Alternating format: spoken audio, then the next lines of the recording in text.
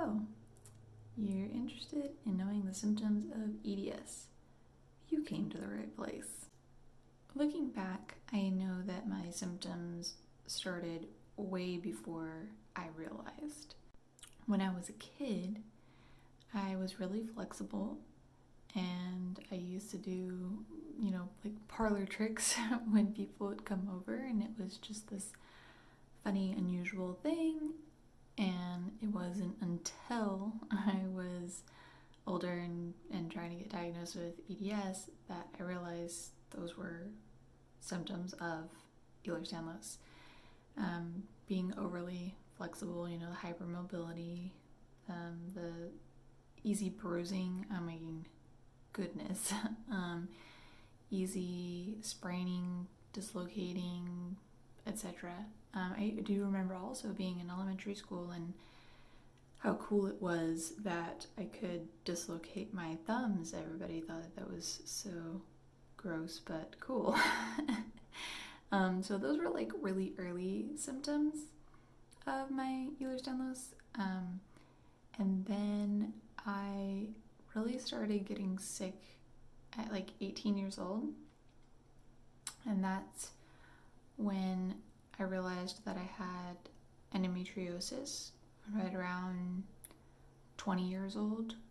A doctor said, you likely have endometriosis.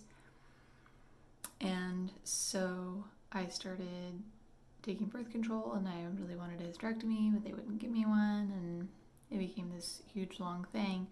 But gynecological issues are linked with females with EDS. So that was another kind of early sign and symptom.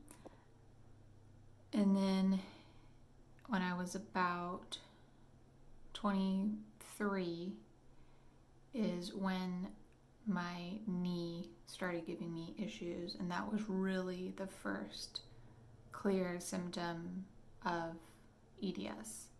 I was eventually diagnosed with patellofemoral dysfunction. And basically, my kneecap doesn't track correctly when I move it.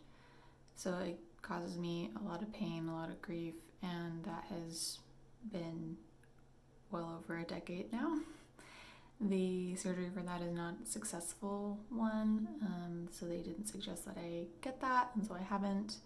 And basically, I have to just wait until it gets bad enough to require a more major surgery that's actually worth doing.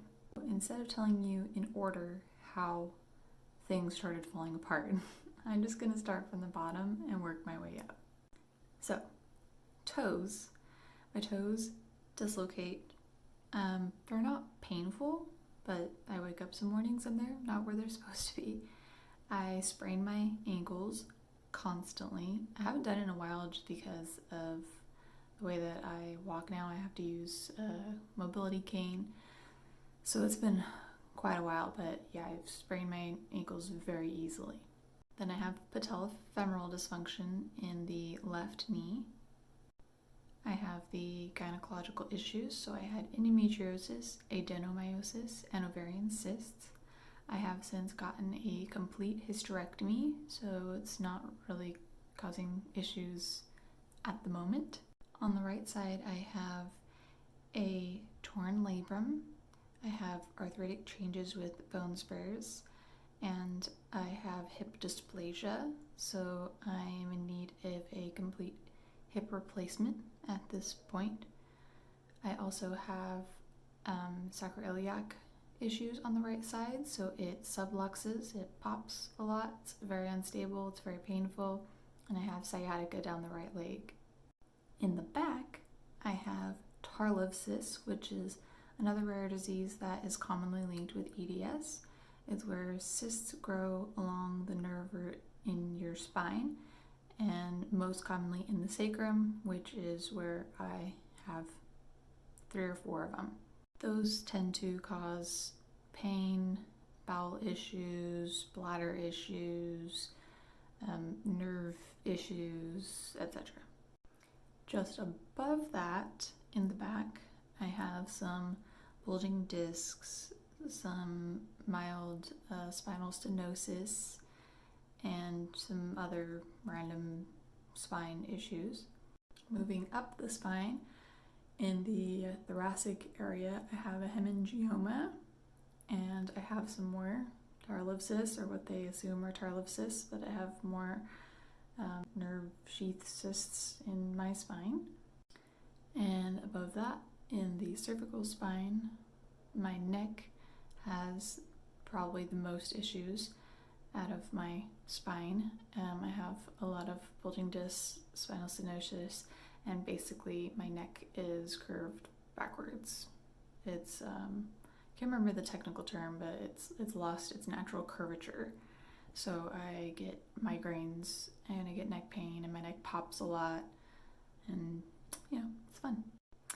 On the front side, I have gastrological issues such as lactose intolerance, IBS, a lot of food allergies, very common with people with ehlers Danlos. I also have asthma, which apparently is also common, and I've had that since the 5th grade. We just didn't know that it was linked with EDS. I also have a lot of just random allergies, and I am in the process of getting tested for MCAS, which is mast cell activation syndrome, which basically means that you have a lot of allergies to random shit all the time for no reason. Sometimes you have it to something you've eaten or taken a bunch of times, and all of a sudden now you're allergic. And that sounds pretty much like me, so I'm in the process of getting tested for that now. If you watch my other videos, you can see some of the more serious reactions that I've had. I have also had skin cancer, and I have read that that can be linked with EDS, but they're still doing research into that. I was told that it's just because I have very fair skin. As you can see, I have freckles everywhere on my arms. So it wasn't a surprise to the dermatologist that I had that, and I'll make another video on my skin cancer another time. I have this random eye thing that is like one in, I can't even remember how many people, but it was like the super rare thing that doesn't hurt me, but it's like the optometrist had never seen it in person before, and he was totally amazed that I have it. I also have heart issues.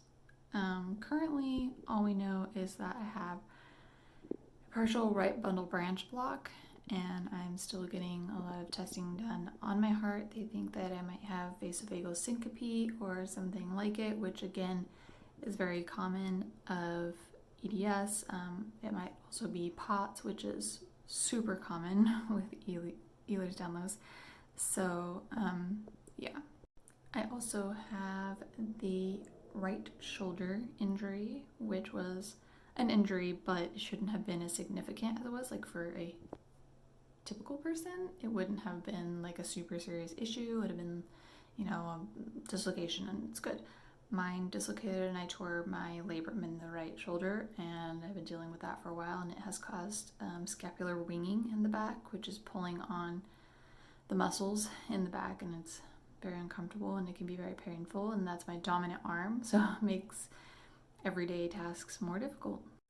And I think that's it as far as symptoms that I have that I know are linked with EDS. There are a bunch of random stuff that I don't know is linked with EDS, but yeah, that about sums it up. And those are just current, and that's not counting all the regular, I dislocate my fingers, I've got the trigger fingers, I've got subluxing everything. My elbows most recently have started subluxing. So there's a lot of other, typical symptoms that come with ehlers Danlos.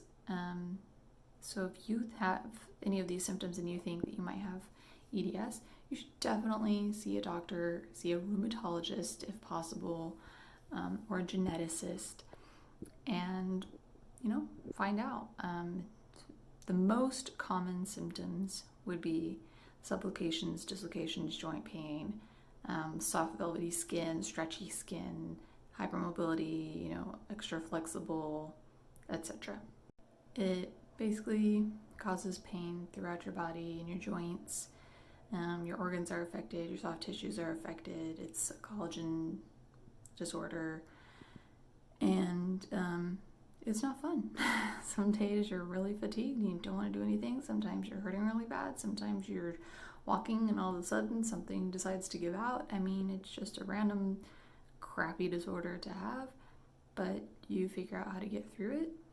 And I feel lucky that I have found some people with this disorder or similar disorders that can talk to me about it. I think that has been the most beneficial. It just gives validity, because especially with an invisible illness, having somebody who sees you and sees that you're not lying is extremely instrumental. So if I was you, I would join a forum or meet some other people like you and just have a really good support system. For more information, I would suggest Google search or go to the Ehlers Danlos Society website and get some more information. They also provide pamphlets on the actual diagnosis criteria, so you can kind of go down the list and see if you would even qualify, if you should see a doctor about it. So that's it from now, guys. See you next time.